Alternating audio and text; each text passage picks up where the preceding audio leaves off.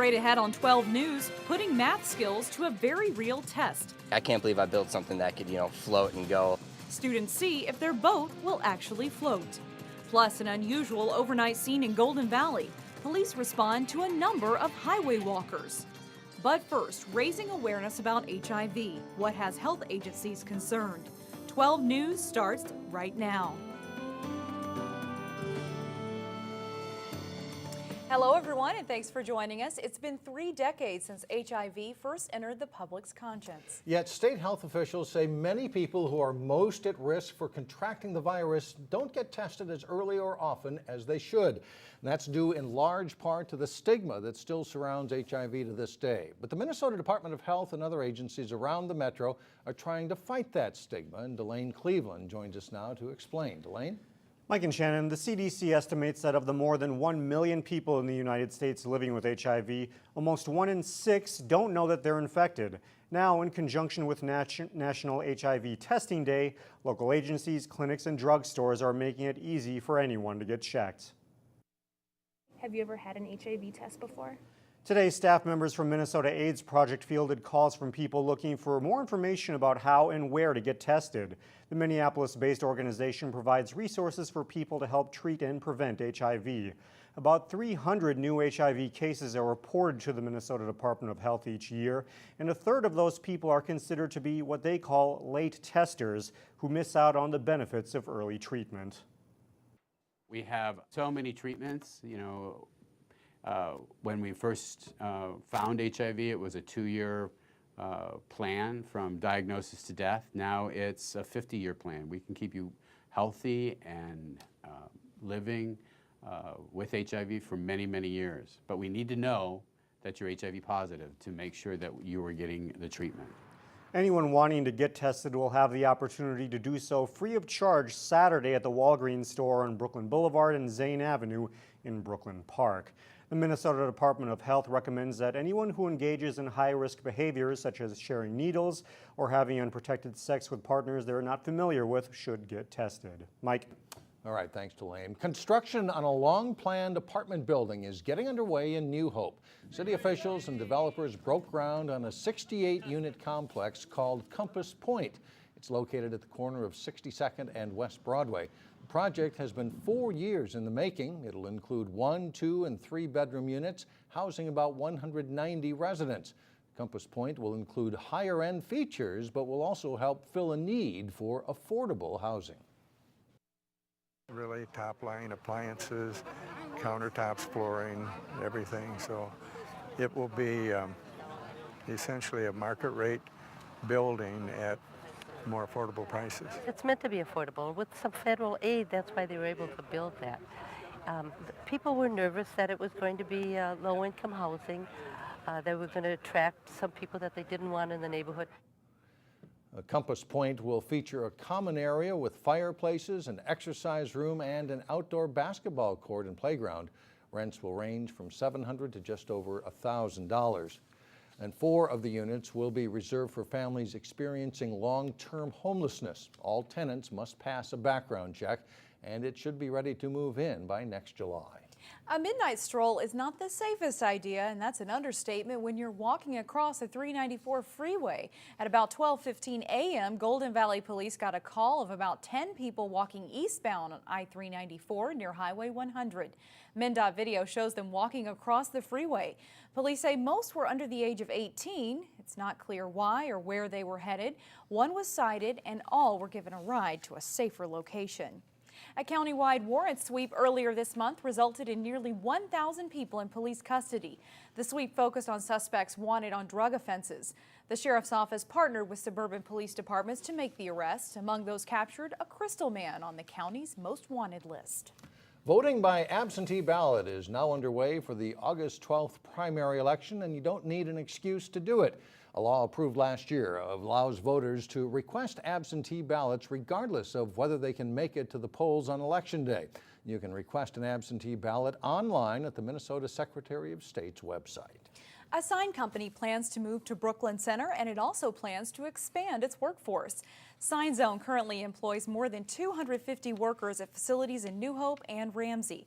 It will relocate those workers to a larger facility on Shingle Creek Parkway to accommodate its growing business. Sign Zone says it plans to add 25 employees. The new jobs would pay between $14 and $28 an hour. City officials believe something is missing at the Maple Grove Community Center. The city wants to expand its teen program, and as Sonia Goins explains, it just needs a little extra support. The teen center is a popular place in the summer, but you don't see many teens with special needs getting in on the fun and games. Just hanging out with other people, meeting new people, having new friends. Officials here at the center want to change that. We want to be able to provide a place where they can come and still kind of hang out and socialize, but not necessarily have that structure and that kind of programming that they had when they were the younger ages. Now, every other Tuesday night, teens with disabilities come and hang out at the center. Officials say they want it to be more inclusive. We do some karaoke, some singing on our stage that we have. We provide some snacks. We'll play games, maybe teach how to play pool. The program just got started in the spring, but so far there's only been a handful of teens who have showed up to participate. On Sunday, they're kicking off their first big fundraiser to try to drum up more support. We have a DJ coming in. We're hoping that we can get some of our regulars as well as some newcomers to come to the Teen Center, see what it's all about, and engage with our teens with disabilities. Teen Center officials say they want all teens to feel at home here. I think everybody deserves a fair break, and I mean, if you don't include everybody, it's like, why even do it? In Maple Grove, Sonia Goins, 12 News. The Summertime Jam fundraiser is this Sunday from 6 to 9 p.m. at the Maple Grove Community Center. Coming up, a summer school project that comes down to one very big moment. Students will find out if their boat will actually float. And then later in sports, local high school football all-stars use this week to get set for college. But first, very unstable skies, thunderstorms with downpours possible on Saturday. Well, for many Minnesotans, summer is all about getting out on the lake. Students in the Highview Alternative program got to do that this summer, but before students could go, first they had to build their own boats. We were looking for a project to bring into the wood shop down here. Summer school is sometimes about learning outside the box. We were talking about maybe doing birdhouses or bird feeders. But birdhouses just wouldn't do for students in the Highview Alternative program. An active, real-world project has really been really good for them. Instead, their teacher wanted them to use math to build a canoe. To get some hands-on measuring, applied math, there's a little applied geometry and where you put the seats. So they partnered with urban boat builders to build 3 17-foot canoes in 3 weeks. I know they're going to float, but we got to prove to the students that they're going to float. And on the last day, this is our boat. Students met at French Regional Park with boats in tow. Some of you in the beginning were like, I have to be here, I don't want to be here. It's summer, this is summer school. Yes, there was some complaining there, but I saw you all get totally into it, and you made a beautiful boat. And then students took a different kind of test, a test to see if the boats really would float. Here we go. Have fun. Some students have never been in a canoe I was before, a little scared, to be honest with you. I wasn't sure it was going to float. much less build one themselves. I've never done any woodworking before, and like that is awesome. Like I really want to start doing this some more. Like this has opened up a lot for me. There's actually algebra in there. Didn't know that. There's some solid skills like learning math and integrating math with hands-on practices, but really it's more about the teamwork and the cooperation and the communication and a sense of accomplishment, a sense of pride that they built something, turned a pile of lumber into a boat that floats and they can take out on the water. There were a few spills on this windy day, but overall, I can't believe I built something that could, float and go. there's a sense of pride in building a canoe and floating it too. How often do you get to build a wooden canoe? It is still up in the air what will actually happen to the canoes the students build. Instructors are currently checking into somehow selling the boats to raise money to build canoes again next year. So Mike, you saw a few people tumped over. The first ones to do that were actually the instructors. And so I think the students appreciated that, right? That's good. Still ahead, we bring out a little boogie woogie in Brooklyn Center. That's coming up in Weekend Showcase. But first, in sports, a local swim club gets set to host a big outdoor meet. John Jacobson has that and more when we come back. There will be a lot of young swimmers, I won't say kids, but they're young competitive swimmers in the pool in New Hope this weekend. It's a big event, and a nice event, and a big deal for these kids who are trying to qualify for regional and state competition. Competitive youth swimmers spend a lot of hours training in local pools. This weekend, one of the area's top club hosts a big meet. The New Hope Crystal Plymouth, or NHCP Club, hosts its annual Summer Splash meet at the outdoor Olympic-sized Milton C. Hansi Pool in New Hope Saturday and Sunday. It's a popular meet with about 300 competitors expected. In fact, a number of teams had to be turned away. I'm very excited. It's actually a qualifying meet for finals, so I'm excited to get some best times and hopefully get some new cuts. With weather, sometimes it's a little aggravating if it's raining or windy. It does affect your time, but other than that, it's pretty fun to be outside. The meet this weekend is really huge. It's one of the only few meets that you can actually swim before you swim a finals meet. And so it's going to be really good. It's going to be really exciting, and everybody's working really hard to earn best times in order to make finals. The NHCP Swim Club has one of 4 annual meets, and this is our biggest meet of the year. And basically we're going to have almost 300 youth swimming in the event. The outdoor pool is really great. You know, you have the 50-meter length, it's Olympic distance. And for a lot of the kids, it's a long ways. We have young children that are only 8 years old, and for them to swim these longer distances is really exciting. The meet starts at 7:30 Saturday and Sunday mornings and will go on rain or shine, except in the case of lightning. Organizers of Saturday's Minnesota High School All-Star football game will also be watching the sky with the potential for some stormy weather. But it's been a good week weather-wise for training camp at St. John's University in Collegeville, the site for this year's game. Most of the local players in the game will be playing college football in the fall, and this week has been a great jump start for college on and off the field. Well, I think it's good because, you know, you kind of get a feeling of what it's like to live in college with the dorms and the food and stuff like that. And you kind of start to get like the cohesiveness of a team, even though we're only together for 1 week. And it's kind of like with in the fall when a lot of us are going to be new teammates to a lot of people. You're getting like 2 days before actual practices and stuff like that. Not even with the aspect of football, you get to learn like what it's going to be like living in a dorm for a little bit before you go down there, what it's going to be like playing with your team and stuff like that away from home. So it's actually really cool. It's a good experience. So. It's North versus South Saturday at 1 o'clock at St. John's, and our Channel 12 game crew will be there. You can see the game live through our website at 12.tv. Watch it on Channel 12 Monday, June 30th at 10 a.m. and 10 p.m. and Tuesday, July 1st at 7 and 10 p.m. The local hockey standout is hoping to hear his name called at the NHL entry draft this weekend.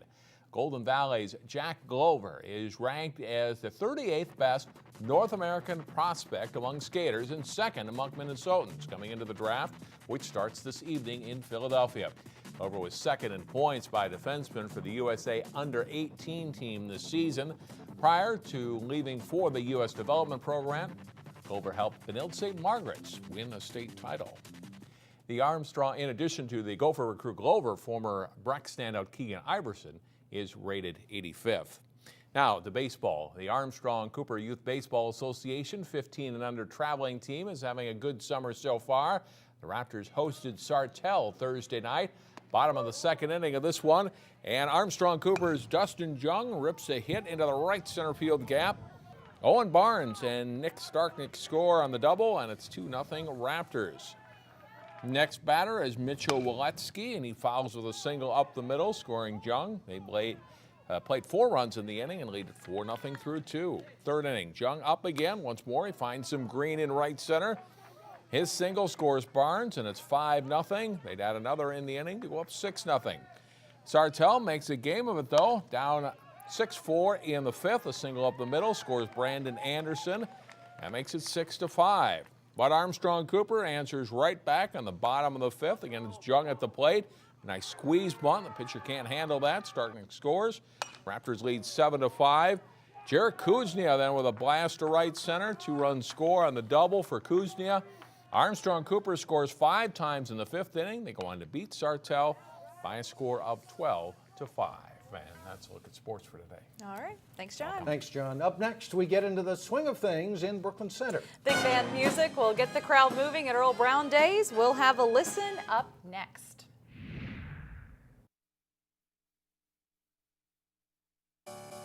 Time to lace up your running shoes. The Music in Plymouth 5K run takes place Saturday morning, rain or shine. Hundreds of runners are expected for the race, which starts at 8 a.m. at the Hildy Performance Center. Race day registration begins at 7. Cost is $25 for adults, $20 for children, and proceeds benefit Music in Plymouth. Well, the Jitterbug, the Lindy Hop, the Boogie Woogie, you can do them all at Earl Brown Days this weekend in Brooklyn Center. As part of this year's festivities, the Capri Big Band will be playing. 12 News reporter Carissa Wyatt helps us get grooving in this weekend's Weekend Showcase.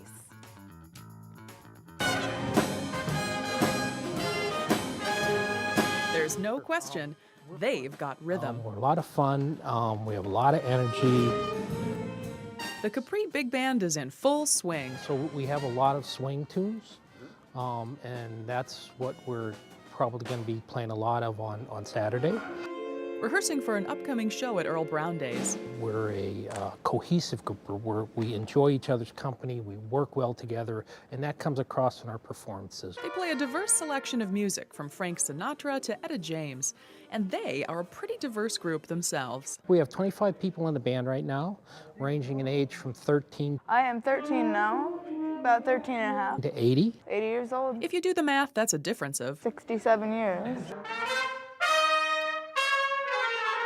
The tunes this band plays from the 1940s may be a bit before Matt's time. Lady is a Tramp, Sweet Georgia Brown, April in Paris. But the historic music has the power to entertain and educate. Andre, he's the 80-year-old, he sits next to me, which is really interesting because we've got the oldest member right next to the youngest member, which means that I can learn a lot from Andre.